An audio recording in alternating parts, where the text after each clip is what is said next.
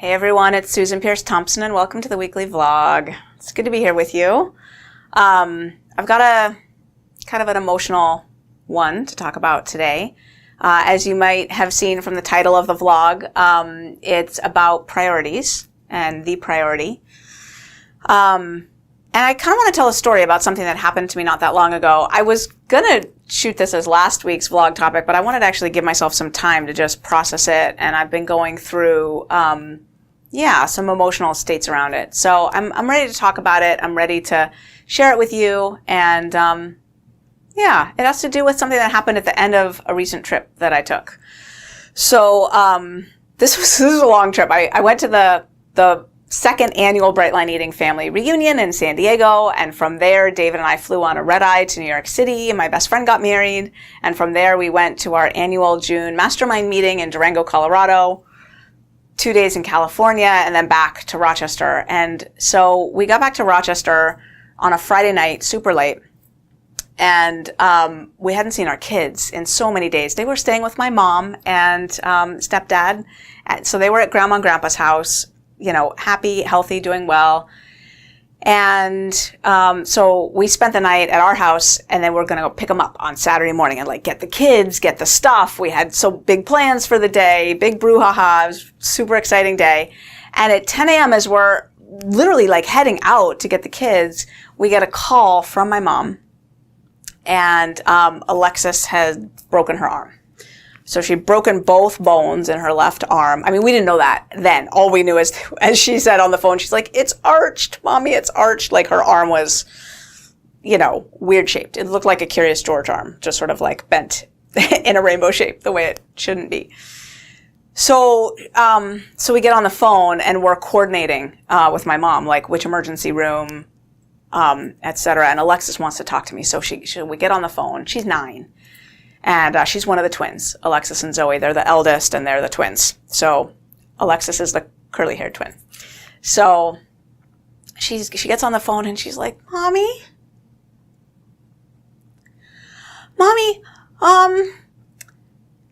so if you have a lot of work to do today, would you not do it today and come to the hospital? Would this be important enough?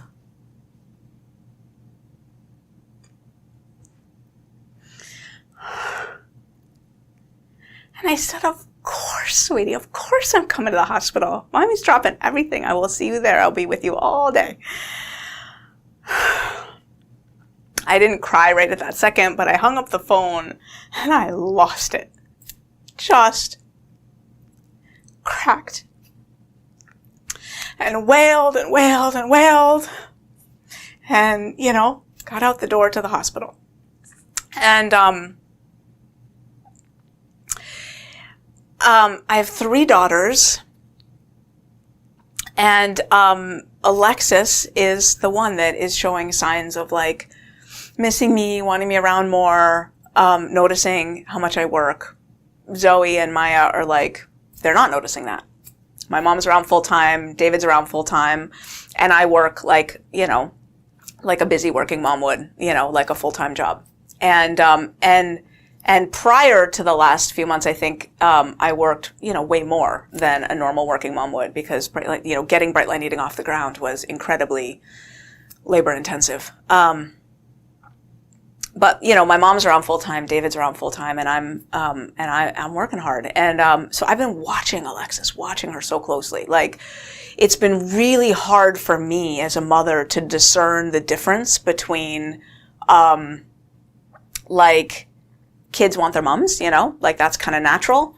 And, she's never done the throwing herself at my ankles and wailing when she gets brought to school or daycare or anything. The kids are well adjusted, secure attachment. I taught developmental psychology at the college level for many years. I know sort of what the signs are to look for secure versus avoidant versus resistant attachment. They're all 3 securely attached. And, so I've been watching her though, where's the line between Mommy, you're damaging me, you're not around enough and it's not okay. And I'm going to be in therapy when I'm 40 talking about how it's hard to value myself because my mom never made time for me.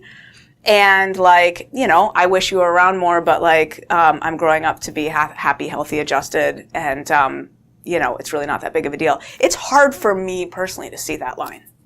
When she asked me that question, I knew I was over the line. Because, I reflected back on my childhood. There was never a moment in my childhood where I doubted that my parents would be there for me if I needed them. Never a moment. Like I knew in every cell of my body that if I needed my mom or my dad, it didn't matter where they were. They could be sitting with the Pope, with an invitation to meet with the Pope that, they'd been waiting for 5 years, and if I fell and fractured my skull and was being rushed to the hospital, they would say, "See you, Pope, I gotta go." My daughter's on her way to the hospital and I'm meeting her there. There was never a question for me. So for me, it was really easy to feel the reality of like being over that line. She should not have had to ask me that question. So I got to the hospital and I brought it up with her. I said, "Hey, Alexis, I just want to talk about that question you asked for me. Like, honey, I am here for you. Like you need me, you call, I'm here." And she looked up at the ceiling and she said, "I know, but I guess lately I've been wondering." And I think she meant like, I've been wondering, like, there's a bar, there's my priority bar, and then there's the Bright Line Eating priority bar. And like, I've just been wondering, like, where are they, And I said, yeah, that makes sense. I said, it's hard to juggle, working at something that matters a lot to you and raising 3 kids. That's a juggling act. And she said to me, "Will it be hard for me when I open my restaurant to be there for my kids?" Because she's 9 and she wants to be a chef and she wants to open a restaurant. She is very clear on that. And I said, yeah, it might be. Like restaurants really need the owner's attention a lot, especially around the dinner hour. And there might be a lot of evenings where you find yourself feeling really torn about like putting your kids to bed versus being at your restaurant and, training a new manager or, that might be that you might find yourself really, really pulled on that one. And she thought about that and she nodded. And, I know that it's one of the things that I'm doing Bright Line Eating is demonstrating to my 3 daughters that they can do whatever they want in this world, that they can have a big dream and they can go make it happen. Like I don't sense any question in Alexis about whether she's capable of opening and running a restaurant. Like she's all about it. She's already done it. You know what I mean? Like consider it done. So one of the things I shared with her and that I want to bring into this vlog is life is trade-offs, like it's a long series of trade-offs. And so the topic of this vlog is the priority. And I phrase it that way, the priority, because that is the etymological root of the word. The priority. It's the most important thing. And as such, it's a word that's not supposed to be pluralized. Like pluralizing it is counter to the very essence of its meaning. The priority, the most important thing. You can't have priorities, is what the word is saying. You can't have priorities. You have a priority, by definition. And I guess what I want to say about that is, man, I find that hard.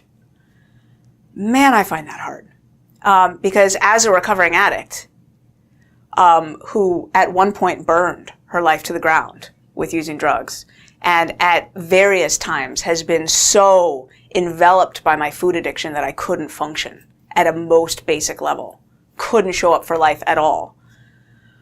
I've known for a long time that my priority has to be staying clean, because I can't show up for anything if I'm actively using. If I'm needing a fix like that, everything else is rendered moot anyway. So staying clean for me, staying on my bright lines, keeping my own balance, my own equilibrium, taking care of my crazy head, which I often talk about, like having a brain like mine is like having a special needs child, like just managing it, taking care of myself has often felt like the priority because it's the necessary and sufficient condition for anything else in my life to be done well at all. And now I have Bright Line Eating, and now I have 3 daughters and an amazing husband. And I got to tell you, this vlog is not to provide answers. If you're a mom doing Bright Line Eating and you're sitting on the edge of your seat waiting for me to give you the answer for how to prioritize, you might as well shut off this video. I don't have an answer for you. I'm here to share with you that I find these things really hard. And oftentimes I feel like my priority is to the journey and to the way the moment shows up and the choices that I feel called to make with my gut. And it's like flying a plane. You don't just take off and then, if you're the pilot, and then go take a nap in the back row of the plane. You have to stay there reading the instrument panel and making adjustments. That's what it means to fly a plane. So if you want to think of this life's journey from birth to death as taking off and then landing, most of it is in the air, in the middle, and you got to be at the instrument panel reading the signals and making course corrections, And so I guess my commitment, my priority is to reading the instrument panel and making corrections. And sometimes reconsidering where the plane's going, even, And that moment for me with Alexis saying, if you have a lot of work today, would you not do it and come to the hospital? For me, that was a big course correction moment. And luckily, I have an amazing team.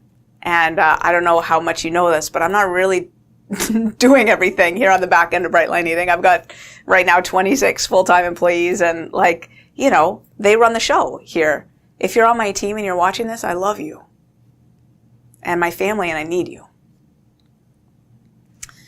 And there's one role that I've played more lately than I've let go of pretty much all of the implementation and the organization. Other people do that stuff. I don't even know how to send an email out to the list. I don't know, I don't even have a login for the system. But one of the things I have still been doing a lot of is nurturing my team and, kind of making sure people are comfortable with where we're going in Bright Line Eating. And so one thing that's happened recently is that I'm realizing that there's other people on the team who are really good at that. I don't have to be the one to make all those phone calls and check in with people, and other people can do that too.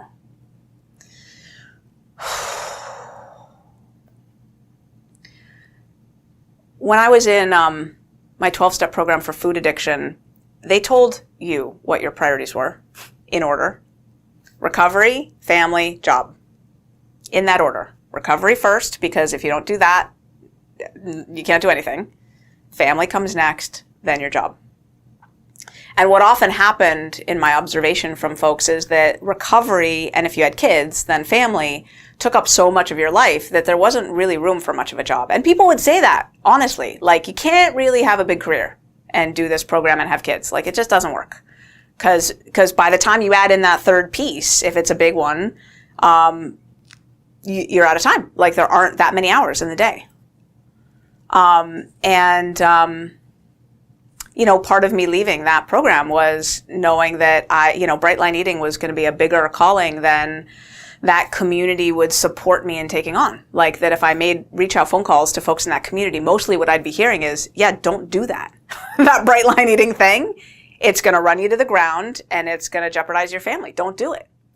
And I didn't feel like that was an option for me. I felt like Bright Line Eating was a mandate for me. I needed to do it. So I needed to figure out how to do it, And I don't know that I'm doing it perfectly or even well some days, in terms of juggling all those things. And certainly in that moment with Alexis, I felt obviously not okay, not okay. So this Friday, Alexis and I have a one-on-one date planned she chose the hours, 10 a.m. to 7 p.m., and she counted triumphantly that was going to be 9 solid hours of entire togetherness. And, the journey goes on. The journey goes on. I don't know at this point in my life how to have a priority. except to continuing to be the pilot of the plane, and course correct as necessary. So I guess I want to end with the thought that there have been, I want to tie it back to you and your bright line eating journey. I want to say, first of all, I'm sure that the working mothers and fathers here can relate to this, because when you've got bright line eating and a career and kids, and maybe a partnership, and you're raising the kids, like that's more than anyone can handle gracefully, in my opinion. Gracefully at all times. There might be moments of grace in there, but certainly not sustained perfection of grace all the way through. It's just too much. It's just too much. So other than, anyone who's doing bright line eating with kids in a career, being able to relate to this, and hopefully, resonating with just the humanity of how hard it is to do all those things well. I also just wanted to bring it back to your bright line eating journey and say that in my experience, at times that I've been struggling with my bright line eating journey, reframing so that my bright lines are the priority has made everything fall into place. Because when you've got a brain that's highly, highly susceptible and your drug of choice has wormed its way in and has got you by the throat, it just eats up the bandwidth for everything else, right? It's a game changer. And when you get that squared away again, all of a sudden there's time for everything else, so it's the oxymoronic sort of thing that when you spend a little more time on your bright line eating, it opens up more time for everything else. So, in this instance, for me, the reprioritization wasn't that I needed to put bright line eating first. But I want to say that in the past, often that has been the answer for me. That if I just put that first and go to any lengths to make sure that piece, my food piece, stays intact and that I have the support that I need to eat only and exactly the food that I'm writing down every night in my journal. If I can just get myself enough support to really do that, all of a sudden, everything else gets so much easier. So if you need a priority, might I invite you to consider having that one. And if you're with me and life feels hard to prioritize at times, here's to another day of reading the instrument panel and adjusting accordingly. So that's the weekly vlog. Thanks for being with me. I love you, and I'll see you next week.